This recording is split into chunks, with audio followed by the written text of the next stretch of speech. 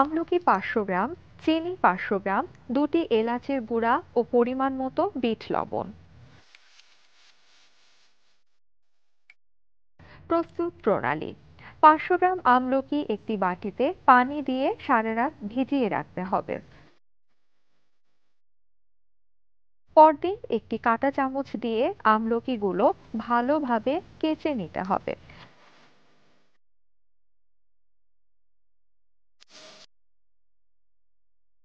এবার একটি পাত্রে ফুটানো পানিতে আমলকিগুলো ১ মিনিট ধরে সিদ্ধ করে নিতে হবে এবং পানি থেকে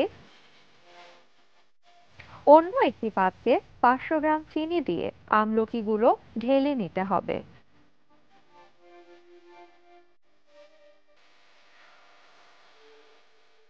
হাফ কাপ পানি দিয়ে আমলকিগুলো ভালোভাবে নাড়তে হবে, অল্প আঁচে ২০ মিনিট নাড়তে হবে।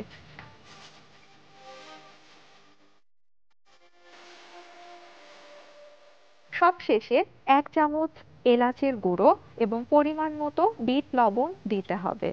এরপর একটি পাত্রে রেখে দিতে হবে ২ দিন। ২ দিন পর তীর পাতলা হয়ে গেলে পরিবেশন করুন আমলকির মোরব্বা।